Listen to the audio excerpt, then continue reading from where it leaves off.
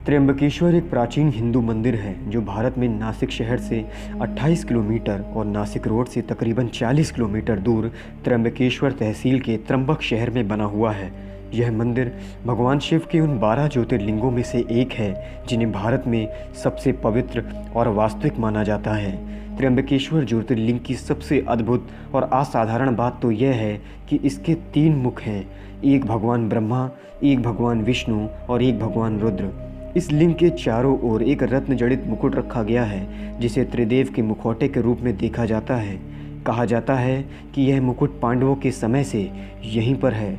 इस मुकुट में हीरा, पन्ना और कई बेशकीमती रत्न जड़े हुए हैं। त्र्यंबकेश्वर मंदिर में इसको सिर्फ सोमवार के दिन 4 से 5 बजे तक दिखाया जाता है। यह मंदिर ब्रह्मगिरी पर्वत की तलहटी में स्थित है।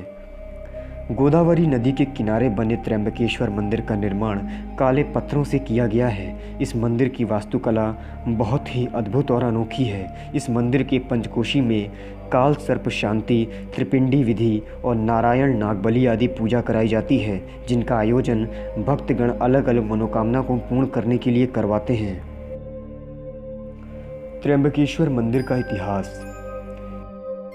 इस प्राचीन मंदिर का पुनः निर्माण तीसरे पेशवा बाला साहेब अर्थात नाना साहेब पेशवा ने करवाया था। इस मंदिर का जीर्णोद्धार सन 1755 में शुरू हुआ था, जिस काम का अंत 1786 में संपन्न हुआ। तथ्यों के मुताबिक इस भव्य प्राचीन मंदिर का निर्माण कार्य में लगभग 16 लाख रुपए खर्च किए गए थे, जिसे उस समय काफ़ी बड़ी रकम माना जाता था। त्र्यंबकेश्वर मंदिर की भव्य इमारत सिंधु आर्य शैली का अद्भुत नमूना है। इस मंदिर के भीतर एक गर्भगृह है जिसमें प्रवेश करने के पश्चात शिवलिंग की एक आँख ही दिखाई देती है, लिंग नहीं। अर्थात ध्यान से देखा जाए तो आगे के भीतर 1 इंच के 3 लिंग दिखाई देते हैं। इन तीनों लिंगों को त्रिदेव यानी ब्रह्मा, विष्णु, महेश का अवतार माना जाता है। भीष्म पितामह को कैसे मिली थी महाशक्ति। प्रातः काल में होने वाली पूजा के बाद इस आज्ञ पर पंचमुखी मुकुट चढ़ा दिया जाता है। त्र्यंबकेश्वर मंदिर परिसर में एक कुंड है जिसका नाम है कुशावर्त, जो गोदावरी नदी का स्रोत है। कहा जाता है कि ब्रह्मगिरी पर्वत से गोदावरी बार बार लुप्त हो जाया करती थी। गोदावरी के पलायन को रोकने के लिए गौतम ऋषि ने एक कुशा की मदद लेकर गोदावरी को बंधन में बांध दिया था। उसके बाद से ही इस कुंड में हमेशा पानी रहता है। इस कुंड को कुशावर्त तीर्थ के नाम से जाना जाता है।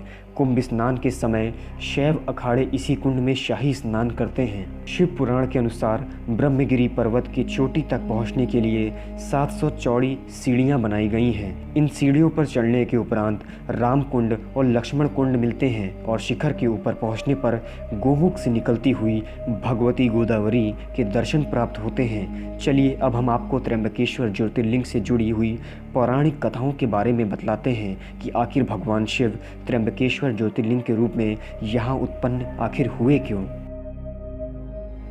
त्र्यंबकेश्वर मंदिर की कहानी। पुराणों के अनुसार एक बार महर्षि गौतम के तपोवन में रहने वाले ब्राह्मण और उनकी पत्नियां किसी बात पर गौतम ऋषि की पत्नी अहिल्या से नाराज हो जाती हैं। उन सभी पत्नियों को अपने पति को गौतम ऋषि का अपमान करने के लिए प्रेरित किया जाता है। उन ब्राह्मणों ने इसके लिए भगवान गणेश की आराधना की और उनकी आराधना से प्रसन्न होकर गणेश जी ने उनसे वर मांगने को कहा। उन ब्राह्मणों ने कहा, प्रभु किसी प्रकार ऋषि गौतम को इस आश्रम से बाहर निकाल दीजिए। गणेश जी को विवश होकर उनकी बात माननी पड़ी। तब गणेश जी ने एक दुर्बल गाय का रूप धरा और ऋषि गौतम के खेत में जाकर फसल खाने लगे। गाय को फसल खाता देख ऋषि गौतम हाथों में डंडा लेकर उसे वहां से भगाने लगे। उनके डंडे का स्पर्श होते ही गाय वहीं गिरकर मर गई। उस समय सारे ब्राह्मण एकत्रित होकर गौ हत्यारे कहकर ऋषि गौतम का अपमान करने लगे। ऐसी विषम परिस्थिति को देखकर ऋषि गौतम उन ब्राह्मणों से प्रायश्चित और उद्धार का उपाय पूछने लगे। तभी उन्होंने कहा, गौतम तुम अपने पाप को सर्वत्र बताते हुए 3 बार पृथ्वी की परिक्रमा करो, फिर लौटकर यहाँ 1 महीने तक व्रत करो। इसके बाद ब्रह्मगिरी का 101 बार परिक्रमा करो, तभी तुम्हारी शुद्धि होगी। अथवा गंगा जी को लाकर उनके जल से स्नान करके 1 करोड़ पार्थिव शिवलिंग से भगवान शिव जी की आराधना करो। इसके बाद फिर से गंगा जी में स्नान करके इस ब्रह्मगिरी की 11 बार परिक्रमा करो। फिर 100 घरों के पवित्र जल से पार्थिव शिवलिंग को स्नान कराने से तुम्हारा उद्धार होगा। उसके बाद भी गौतम ऋषि ने सारे कार्य कार्य पूरे करके पत्नी के साथ पूर्णतः तल्लीन होकर भगवान शिव जी की आराधना की। इससे प्रसन्न होकर भगवान शिव जी ने उनसे वर मांगने को कहा। महर्षि गौतम ने कहा, भगवान आप मुझे गौ हत्या के पाप से मुक्त कर दीजिए। भगवान शिव ने कहा, गौतम तुम सर्वदा निष्पाप हो, गौ हत्या का अपराध तुम पर छल पूर्वक लगाया गया था। ऐसा करने के लिए तुम्हारे आश्रम के ब्राह्मणों को मैं दंड देना चाहता हूँ।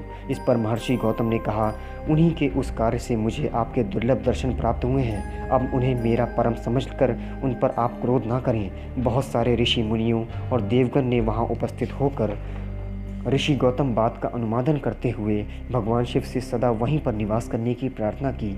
फिर भगवान शिव ने उन सब की बात मानकर वहाँ त्र्यंबक ज्योतिर्लिंग के रूप में स्थित हो गए। त्र्यंबकेश्वर मंदिर में जब भगवान शिव की शाही सवारी निकाली जाती है तो वह दृश्य देखने लायक होता है। इस भ्रमण के समय त्र्यंबकेश्वर महाराज के पंचमुखी सोने के मुखौटे को पालकी में बिठाकर गांव में घुमाया जाता है। फिर कुशावर्त घाट तीर्थ में स्नान कराया जाता है। इसके बाद मुखौटे को वापस लाकर हीरे जड़ित स्वर्ण मुकुट पहनाया जाता है। यह पूरा दृश्य त्र्यंबक महाराज के राज्य अभिषेक जैसा महसूस होता है। इस यात्रा को देखना बेहद अलौकिक अनुभव है। शिवरात्रि और सावन सोमवार के दिन त्र्यंबकेश्वर